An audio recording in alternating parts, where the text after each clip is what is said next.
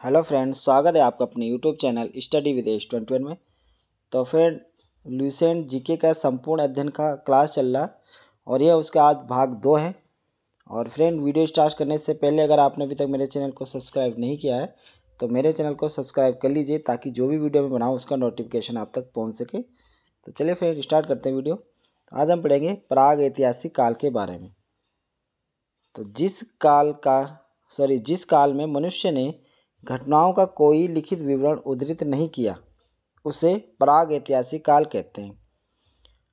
Friend, जिस काल में मनुष्य ने जो घटनाएं हुई हैं उनका लिखित विवरण उद्धृत नहीं किया है उसे हम प्राग ऐतिहासिक काल कहते हैं। और मानव विकास के उस काल को इतिहास कहा जाता है जिसका विवरण लिखित रूप में उपलब्ध है। तो आप अच्छे से समझ गए होंगे कि प्राग ऐतिहासिक काल किसे कहते हैं। प्राग ऐतिहासिक काल उस काल को कहते हैं कि जिस काल का या जिस काल की घटनाओं का कोई लिखित विवरण उद्धृत न हुआ हो और जिस काल का विवरण लिखित रूप में उपलब्ध हो उसे हम इतिहास कहते हैं। तो आगे देखते हैं। आदि ऐतिहासिक काल उस काल को कहते हैं जिस काल में लेखन कला के प्रचलन के बाद उपलब्ध लेख पढ़े नहीं जा सके। फ्रेंड, आदि ऐतिहासिक काल उस काल को कहा जाता है कि जिस काल में लेखन कला के प्रचलन के बाद उपलब्ध लेख जो थे वो पढ़े नहीं गए थे। अगला पॉइंट है ज्ञानी मानव जो होमोसेपियंस का जो प्रवेश है इस धरती पर आज से लगभग 30 या 40,000 वर्ष पूर्व हुआ था। अगला पॉइंट है पूर्व पाषाण युग के मानव की जीविका का मुख्य आधार शिकार था। तो पूर्व पाषाण युग के जो मानव थे वो अपनी जीविका या अपना खान पान के लिए क्या करते थे? शिकार किया करते थे। अगला पॉइंट है आग का आविष्कार पुरापाषाण काल में एवं पहिए का नवपाषाण काल में हुआ। तो फ्रेंड, मनुष्य ने जो आग का आविष्कार किया वो पुरापाषाण काल में किया और पहिए का जो आविष्कार किया वो नवपाषाण काल में हुआ था। अगला पॉइंट है मनुष्य में अस्थायी निवास की प्रवृत्ति नवपाषाण काल में हुई तथा उसने सबसे पहले कुत्ता को पालतू बनाया। तो फ्रेंड, मनुष्य में अस्थायी निवास की जो प्रवृत्ति हुई वो नवपाषाण काल से उत्पन्न हुई और उसने सबसे पहले पालतू जानवर जिसे बनाया उसे वो है कुत्ता। आगे देखते हैं। मनुष्य ने सर्वप्रथम तांबा धातु का प्रयोग किया तथा उसके द्वारा बनाए जाने वाला प्रथम औजार कुल्हाड़ी था। तो मनुष्य ने सर्वप्रथम तांबा धातु का प्रयोग किया तथा उसके द्वारा बनाए जाने वाला प्रथम औजार कुल्हाड़ी था। ठीक है। अगला पॉइंट है कृषि का आविष्कार नवपाषाण काल में हुआ और प्राग ऐतिहासिक अन्न उत्पादक स्थल मेहरगढ़ पश्चिमी बलूचिस्तान में अवस्थित है।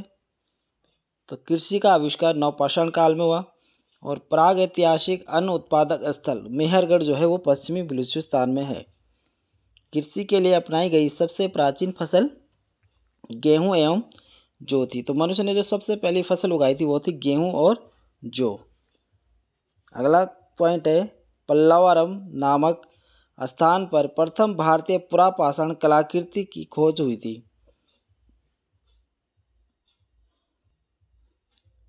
अगला पॉइंट है भारत में पूर्व प्रस्तर युग के अधिकांश औजार स्फटिक यानी कि पत्थर के बने थे और भारत का सबसे प्राचीन नगर मोहनजोदड़ो यह सिंधी भाषा में जिसका अर्थ है मृतकों का टीला। आगे देखते हैं। तो फ्रेंड, ये अभी हमने पढ़ा था प्राग ऐतिहासिक काल और अब हम पढ़ेंगे सिंधु सभ्यता के बारे में। तो इसका पहला पॉइंट है रेडियो कार्बन C14 जैसी नवीन विश्लेषण पद्धति के द्वारा सिंधु सभ्यता की सर्वमान्य तिथि 2350 ईस्वी पूर्व से 1750 ईस्वी पूर्व मानी गई है। अगला पॉइंट है सिंधु सभ्यता की खोज राय बहादुर दयाराम साहनी ने की। तो फ्रेंड, सिंधु सभ्यता की जो खोज की थी राय बहादुर दयाराम साहनी जी ने की थी। अगला पॉइंट है सिंधु सभ्यता को प्राग ऐतिहासिक अथवा कांस्य युग में रखा जा सकता है। इस सभ्यता के मुख्य निवासी द्रविड़ एवं भूमध्य सागरीय थे। अगला पॉइंट है सिंधु सभ्यता के सर्वाधिक पश्चिमी पुरास्थल सुतकांगेडोर जो कि बलूचिस्तान, पूर्वी पुरास्थल आलमगीरपुर जो कि जिला मेरठ उत्तर प्रदेश, उत्तरी पुरास्थल मादा जो कि जिला अखनूर जम्मू कश्मीर में, तथा दक्षिणी पुरास्थल दायमाबाद जो कि जिला अहमदनगर महाराष्ट्र में। अगला पॉइंट है सिंधु सभ्यता या सेंधव सभ्यता नगरीय सभ्यता थी।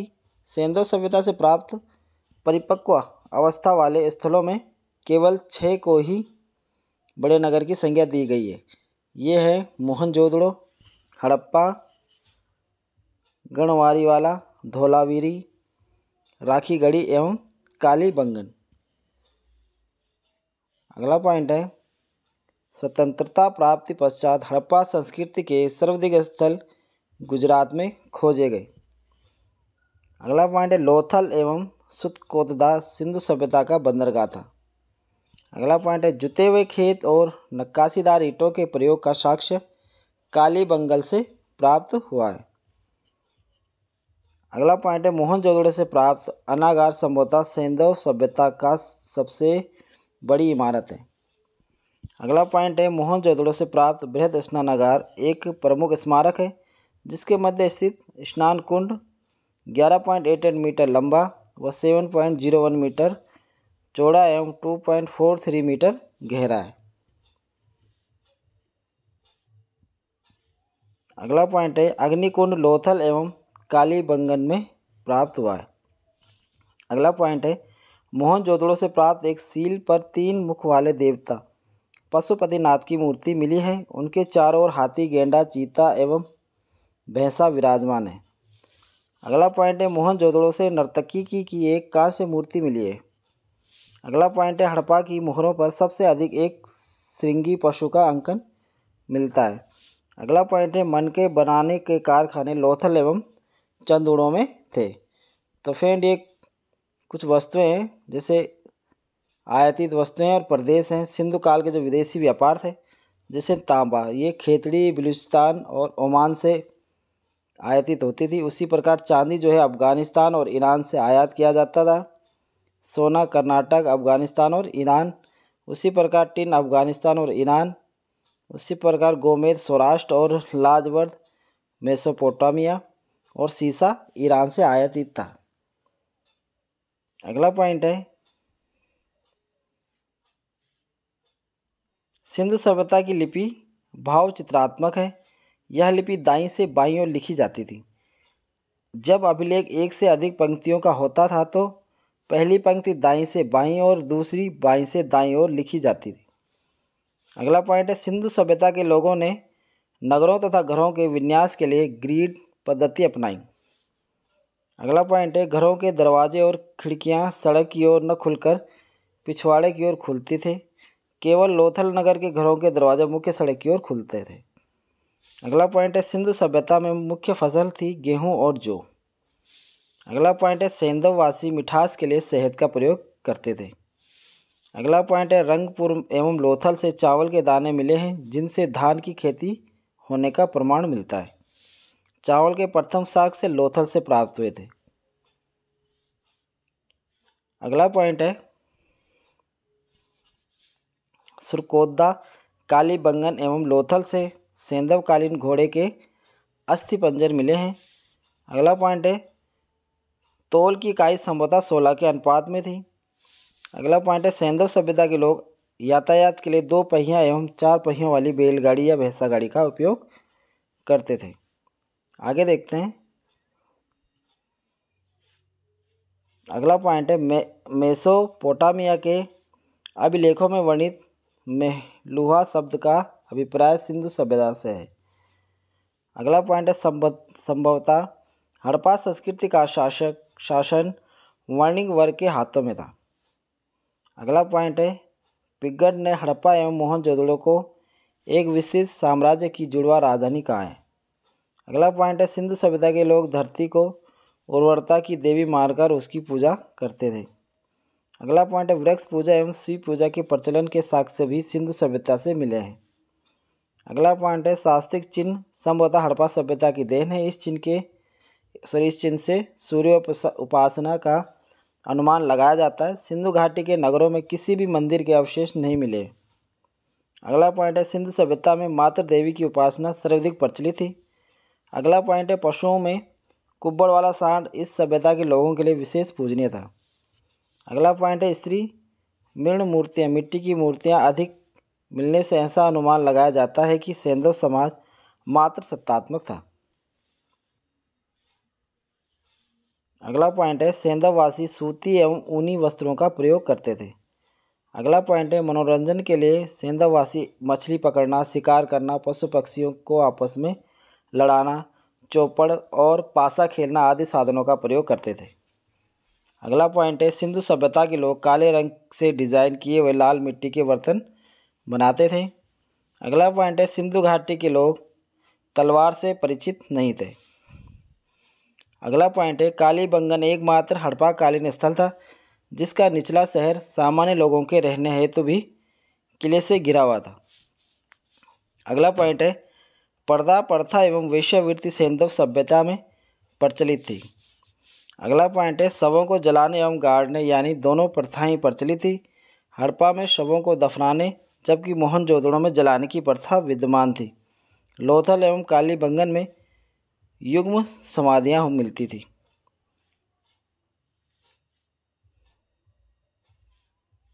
अगला पॉइंट है सैंधव सभ्यता के विन्यास का संभवतः सबसे प्रभावी कारण बाढ़ था। अगला पॉइंट है आग में पकी हुई मिट्टी को टेराकोटा कहा जाता था। तो फ्रेंड यहाँ पर सैंधव सभ्यता की प्रमुख स्थल, नदी, उत्खननकर्ता एवं वर्तमान स्थिति दिखाई गई है। तो ये देखते हैं। सबसे पहली सभ्यता थी हड़प्पा जो कि रावी नदी के तट पर थी और इसके जो उत्खननकर्ता थे वो थे दयाराम साहनी एवं माधव स्वरूप वत्स और यह 1921 में इसकी खोज की गई और यह स्थान अभी पाकिस्तान तथा मोंटगोमरी जिले में। अगला है मोहनजोदड़ो। तो यह सिंधु नदी के तट पर है और इसकी जो खोज की है वो है राखल दास बनर्जी ने 1922 में और यह स्थान पाकिस्तान के सिंध प्रांत का लरकाना जिले में। अगला है चंदुड़ो। तो यह सिंधु नदी के तट पर है और यह इसकी जो उत्खनन करता थे वो थे गोपाल मजुमदार। इन्होंने 1931 में इसकी खोज की थी और यह सिंध प्रांत पाकिस्तान में विद्यमान है। अगला है कालीबंगन। तो यह घग्गर नदी के तट पर है और यह इनकी जो खोज की थी वो बीबी लाल एवं बीके थापर ने की थी 1953 में और राजस्थान का यह हनुमानगढ़ जिले में अवस्थित है। अगला है कोट दीजी। यह सिंधु घाटी पर है और इसकी खोज फजल अहमद ने की थी और यह 1953 में हुई है और यह सिंध प्रांत का खेरपुर स्थान पर स्थित है। अगला है रंगपुर। तो रंगपुर जो है मादर नदी के तट पर है और इसकी जो खोज की थी वो है रंगनाथ राव ने की थी 1953 से 54 में और यह स्थान गुजरात का कठियावाड़ा जिले में स्थित है। अगला है रोपड़। तो यह स्थल सतलज नदी पर है और इसकी जो उत्खननकर्ता थे वो थे यज्ञदत्त शर्मा और इसकी खोज 1953 से 1956 में हुई है और यह स्थान पंजाब का रोपड़ जिले में है। अगला है लोथल। तो यह भोगवा नदी के तट पर है और इसका जो खोज की थी वो रंगनाथ राव ने की थी और यह 1955 एवं 1962 में हुआ और यह स्थान गुजरात का अहमदाबाद जिले में अवस्थित है। अगला है आलमगीरपुर। तो यह हिंडन नदी के तट पर है और यह यज्ञदत्त शर्मा ने इसकी खोज की थी 1958 में और यह उत्तर प्रदेश के मेरठ जिले में। अगला है सूतकागेडोर जो कि दास्क नदी के तट पर है और इसे ऑरेंज स्टाइल और जॉर्ज डेल्स ने खोज की और यह 1927 एवं 1962 में पाकिस्तान के मरकाना में समुद्र तट के किनारे है। अगला है बनमाली जो कि रंगोई नदी के तट पर है। इसकी खोज रविंद्र सिंह बिष्ट ने 1974 में की और यह हरियाणा का हिसार जिले में। अगला है धोलावीरा। यह रविंद्र सिंह बिष्ट ने 1990-91 में इसकी खोज की और यह गुजरात के कच्छ के जिले में अवस्थित है।